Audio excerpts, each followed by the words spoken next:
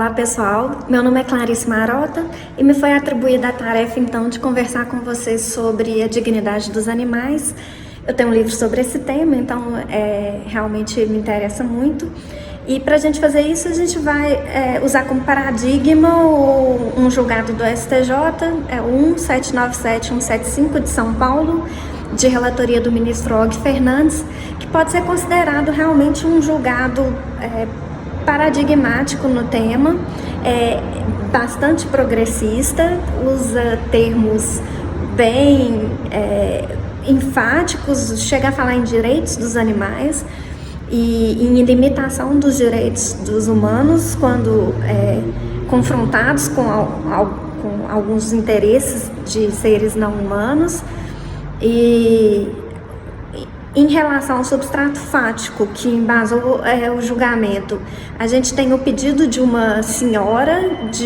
para manutenção e para garantia, para deferimento de uma guarda definitiva de um papagaio com o qual ela conviveu por 23 anos, que foi apreendido por falta de prova de origem lícita do animal,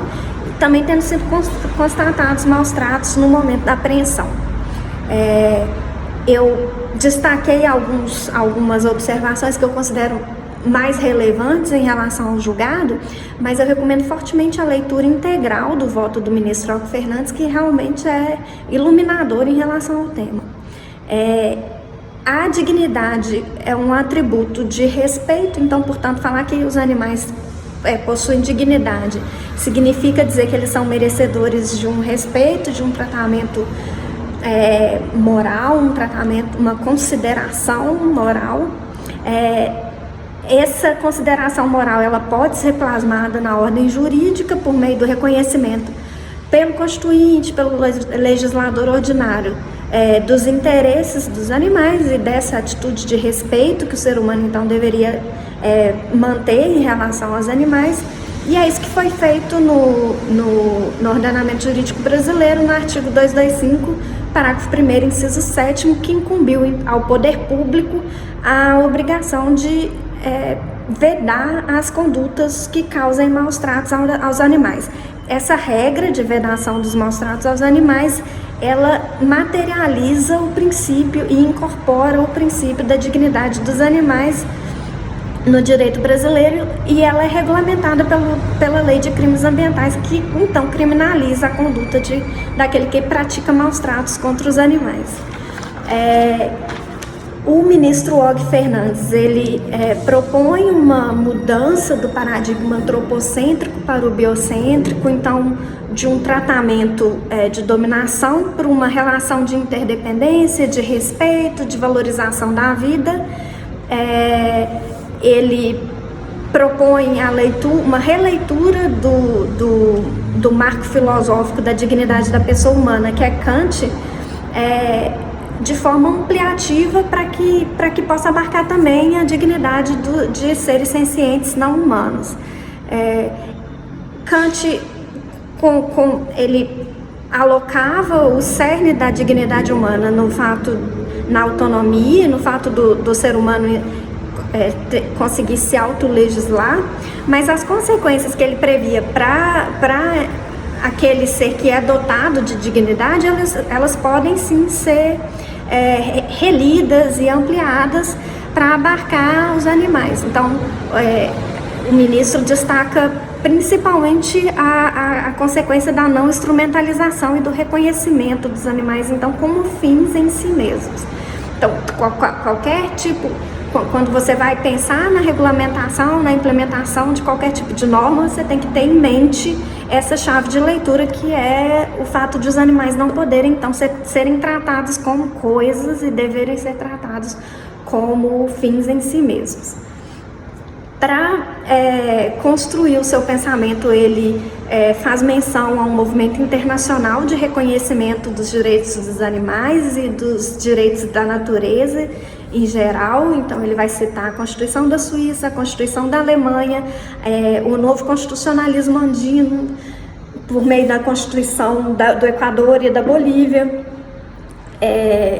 Ele vai, no plano interno, ele vai citar a Lei de Crimes Ambientais e vai notar, inclusive, uma incongruência entre o tratamento dado no nosso Código Civil e que trata o animal como coisa, e essa premissa que ele já colocou, que é a de não instrumentalização e de que os animais devem ser tidos como fins em si mesmos. Ele vai lembrar também alguns precedentes jurisprudenciais. Eu vou citar aqui em relação aos grandes símios, ao caso da orangotango Sandra, na Argentina, que ela conseguiu a liberação do zoológico e a sua transferência para um santuário, à luz, assim, devendo ser respeitado o seu bem-estar, então, na sua condição de pessoa não humana e de sujeito de direitos. Também cito o caso do reconhecimento dos direitos do Riatrato na Colômbia, aí já à luz de um movimento mais amplo de reconhecimento dos direitos da natureza em geral e não apenas dos animais. Ele faz toda essa digressão para constatar, então, que efetivamente os animais são dotados de dignidade. É bom lembrar aqui que a fundamentação dele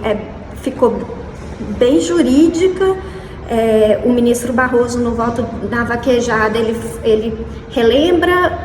uma evolução ética do tema, traz alguns doutrinadores na parte mais filosófica e traz a declaração de Cambridge, que cientificamente coloca uma pá de cal na discussão, e fala e destaca que efetivamente os animais são seres sencientes, eles sofrem, eles sentem prazer, sentem dor. Tudo isso não foi resgatado pelo ministro Og Fernandes,